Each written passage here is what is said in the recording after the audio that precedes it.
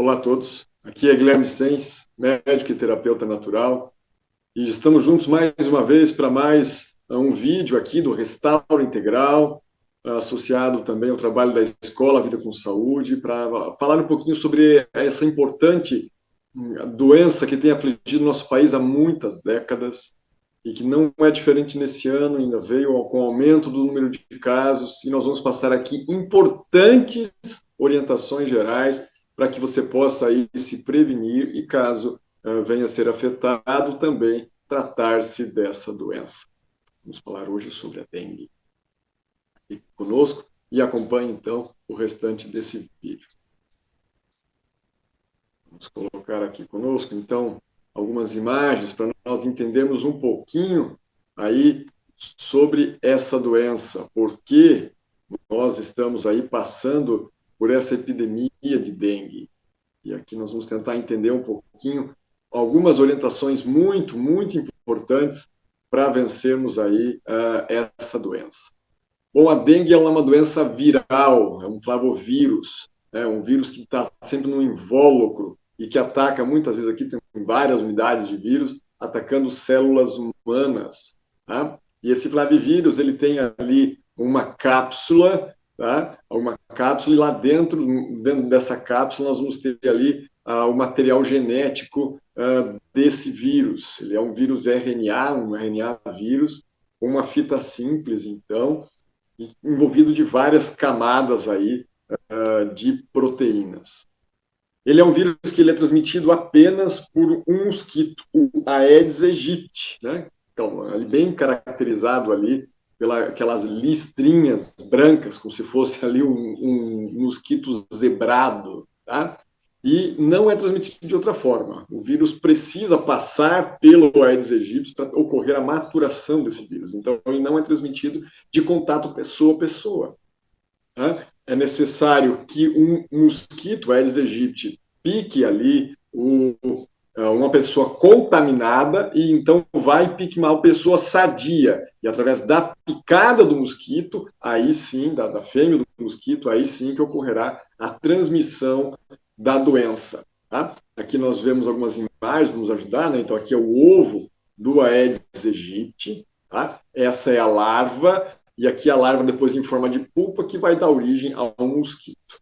A fêmea pica as pessoas para poder utilizar o sangue da pessoa para poder ajudar a amadurecer os ovos. Ela coloca em torno de 450 ovos por postura, tá? E ela consegue voar a mais ou menos 100 metros de distância do local da desova com o local que ela se alimenta. E ela pode voltar várias vezes, inclusive, para buscar alimento. Tá? Elas vivem aí em torno de mais ou menos 45 dias, em média, tá? Cada um desses mosquitos. Bom, muitas vezes nós temos que entender, então, como é que nós vamos nos proteger aí desse mosquito. E existem, sim, várias formas, né, que são necessárias. Embora, além de falar de proteção contra o mosquito, nós podemos, e esse é um dos grandes erros da maior parte das campanhas de saúde atualmente, elas não falam como melhorar a capacidade do organismo de resistir contra a dengue ou combater essa doença. E aqui nós vamos deixar importantes recomendações para isso.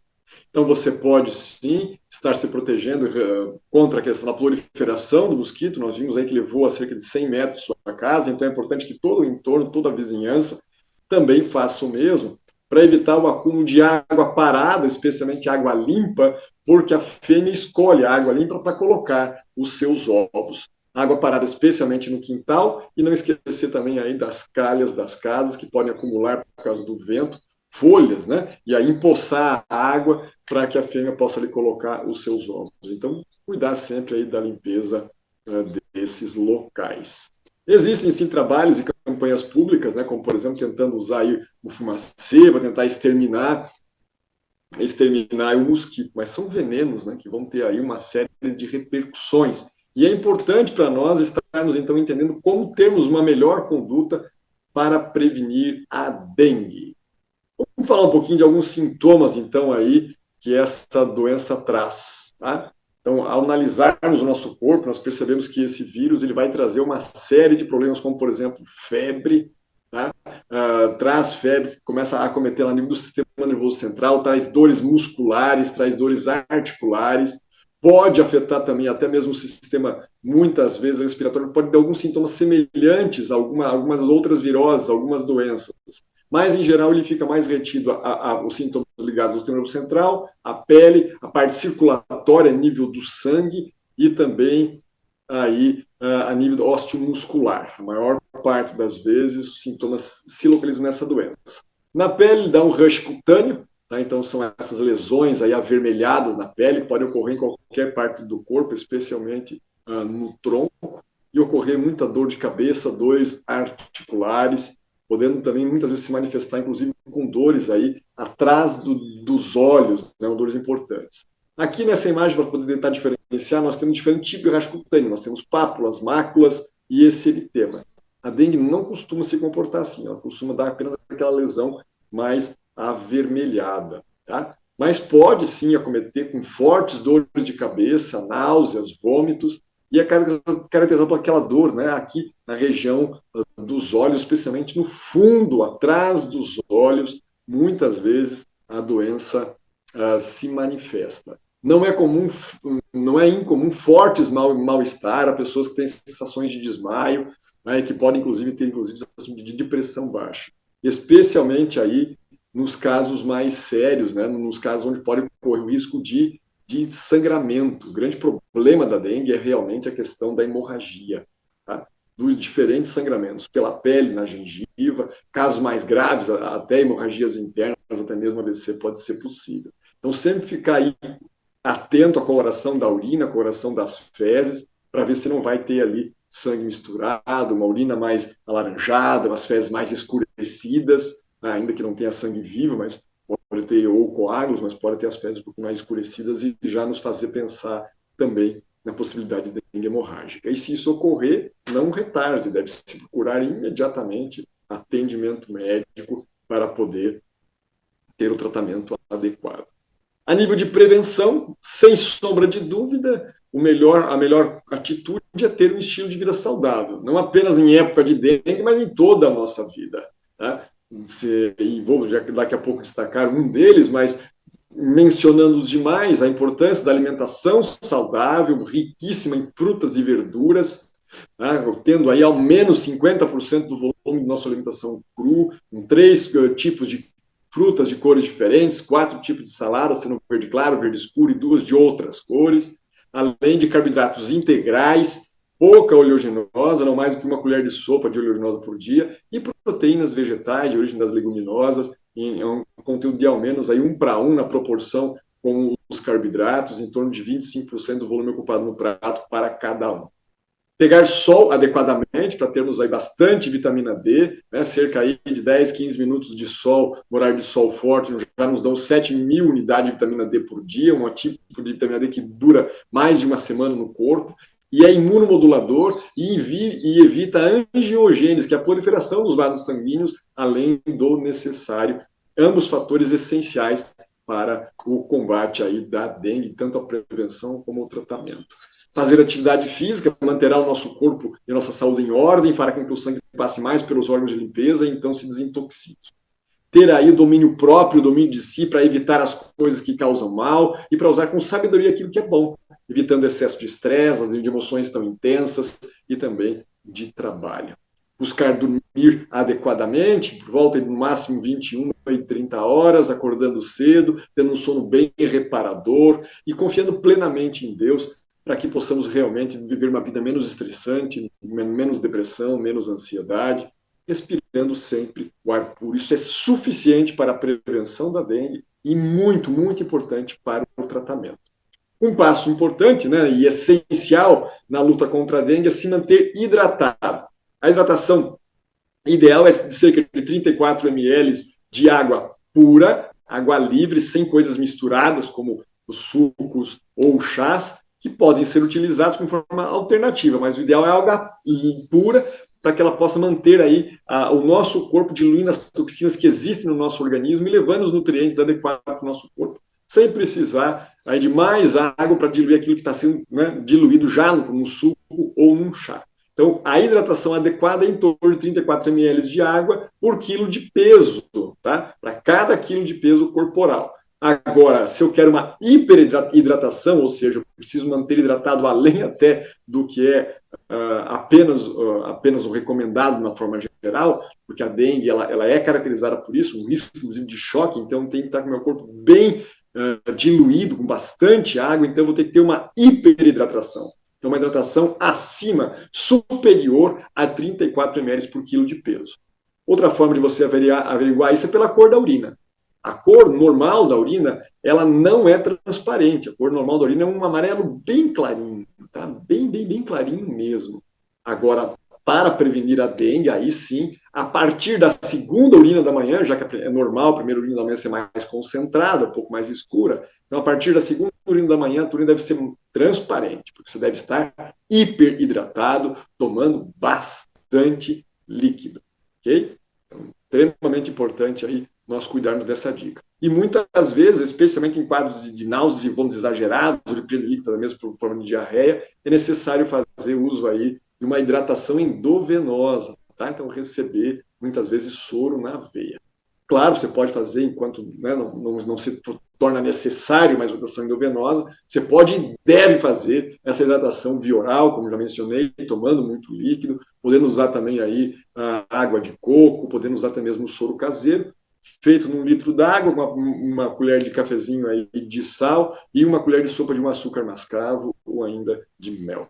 Enchendo bem e vai tomando aos poucos para se manter bem hidratado. Soro caseiro é mais necessário quando está ocorrendo perda de líquido, a pessoa está vomitando, está tendo diarreia, suando exageradamente. Tá? Senão pode ser hidratação tomando bastante líquido, alimentando-se adequadamente. Se você não está se alimentando bem, aí vai ser necessário talvez também a questão do soro caseiro. Por quê? Porque além de água, é necessário repor sais minerais para manter bem aí o equilíbrio hidroeletrolítico do nosso corpo e manter a água dentro da célula na proporção adequada. Tá bom?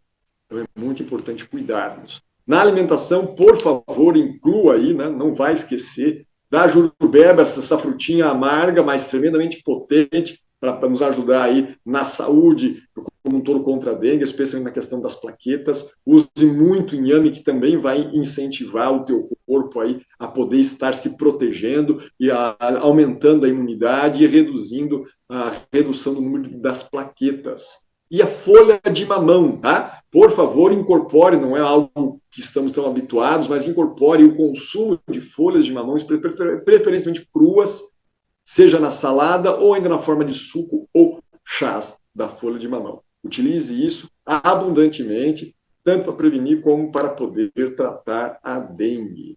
E nos primeiros dias, vamos destacar aqui 3 poderosas plantinhas, ao menos nos 3 primeiros dias, você pode fazer uso em todo o ciclo da dengue. Em geral, os sintomas da dengue duram em torno de 7 dias, mas ao menos nos 3 primeiros, logo que começar ou houver a suspeita, ainda que o diagnóstico não tenha sido feito, essas 3 plantinhas aqui, chá delas, tá? Utilizando uma proporção de ao menos aí uma colher de chá da planta seca, desidratada, para uma xícara de água fervente, de manhã e no final da tarde.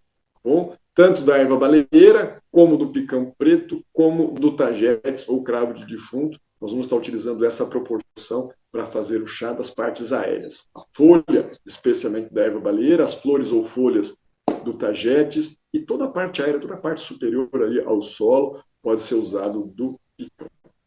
Okay? Para tratamentos sintomáticos, eu vou deixar aqui uma recomendação, conforme a necessidade, você pode estar utilizando, que está aqui nessa tabela, né, essas plantas, especialmente aí a camomila para tentar aliviar essa questão gastrointestinal, náuseas e vômitos, o hortelã-pimenta para essa causa e também aliviar as dores musculares, a matricária para dor de cabeça, pode-se usar a petacite também para essa função, a erva de São João, tanto para dor muscular como para a questão da ansiedade, e a raiz forte também desponta com um apoio aí, especialmente na forma local, né, tópica, para aliviar as dores musculares. Em algumas outras situações, outras plantas podem ser importantes, como é o caso do ipê, da equinácea e da xanana. Okay?